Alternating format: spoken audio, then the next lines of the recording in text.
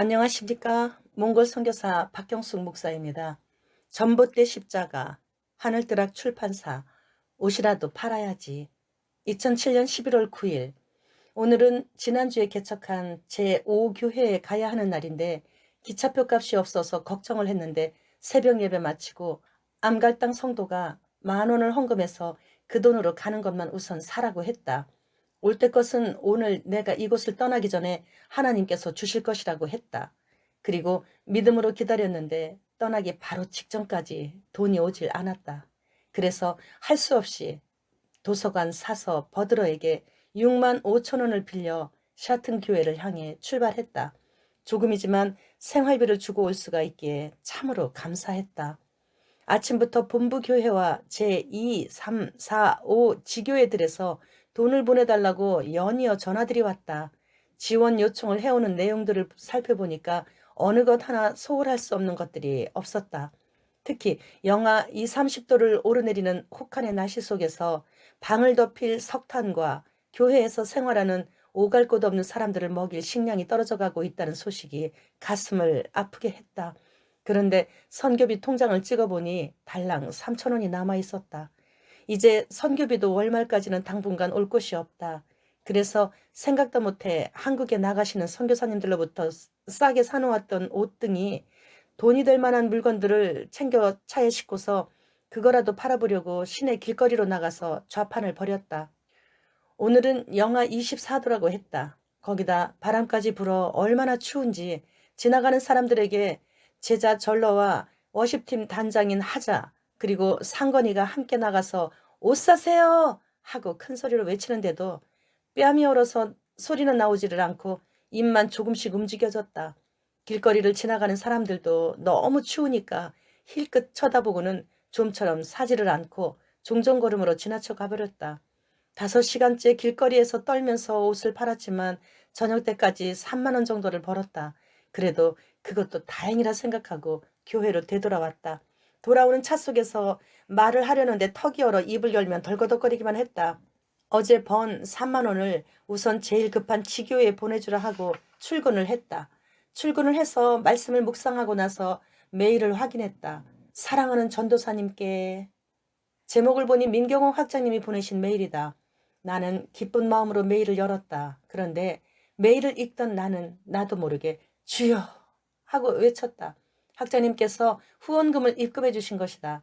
학장님 내외분께서는 매월 말에 정기적으로 후원금으로 보내주시기 때문에 단순한 안부 편지라 생각했는데 특별 후원금을 보내신 것이다. 자세히 읽어보니까 곧 추수감사주일이 다가오는데 성도들과 추수감사주일 잔치라도 하라고 쓰여 있었다. 괜스레 눈물이 나서 한참 동안을 아무 말도 못하고 있었다.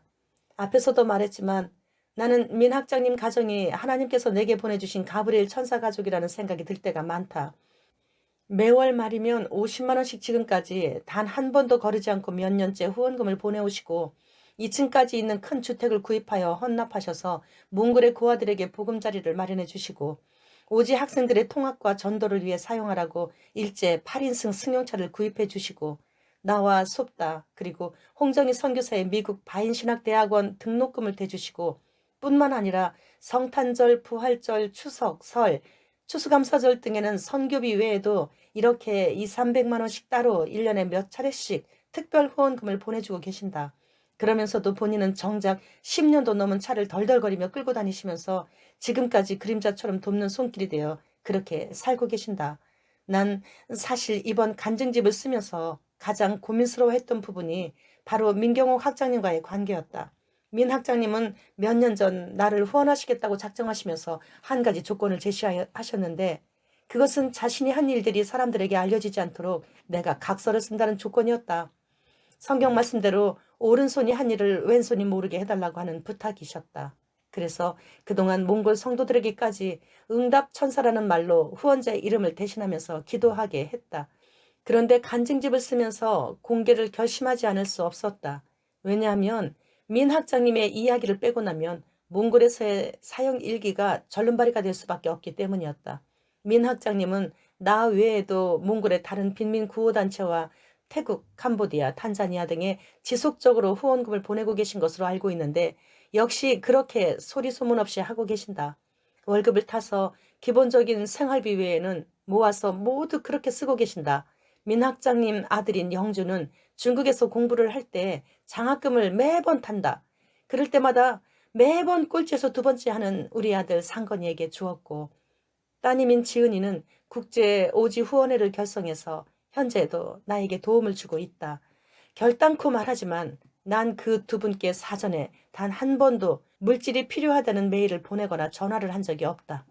그런데 교회에 중요한 문제를 놓고 기도하면 거짓말처럼 때를 맞추어 후원금을 보내주셔서 교우들의 기도 제목이 응답되는 체험을 하게 하셨다. 그러면서도 앞에서 말했던 것처럼 민 학장님과 이경혜 권사님은 오른손이 한 것을 왼손이 모르게 하라 하셨다며 끝까지 자신들의 이름을 성도들에게 밝히는 것을 거절하셨다.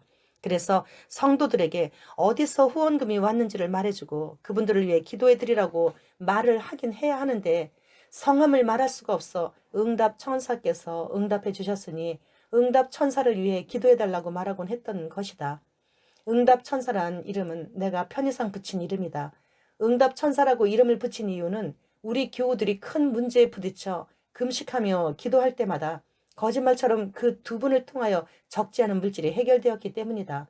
이번에도 돈이 떨어져 기름을 넣지 못해 자동차 운행을 못하고 교회에서 거주하는 식구들 식량을 구입하지 못해 오늘 저녁부터 당장 굶어야 할 형편이어서 옷가지라도 팔아서 식량이라도 사야겠다고 혹하니 몰아치는 거리로 옷을 들고 나갔는데 오늘 후원금을 보내주신 것이다. 몇 가지 문제를 일시에 해결할 수 있는 돈이었다. 나는 나도 모르게 기도 응답이 너무도 감사해서 박수를 막 쳤다. 물론 지금은 우리 성도들이 이 두 분의 이름을 다 외우고 있다. 그 두 분의 따님이신 지은이의 이름까지. 나는 민 학장님 같은 충직한 분이, 그리고 고아와 빈민을 말없이 도우면서도 언제나 무릎 꿇고 기도하시며 겸손한 자세로 일하시는 그런 분이 공직에 나아가 우리나라를 위해 봉사했으면 좋겠다는 생각을 하면서 늘 기도하고 있다.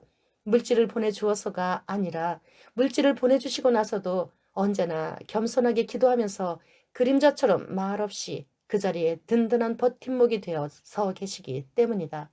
감사합니다. 또 영상 올리겠습니다. 구독과 좋아요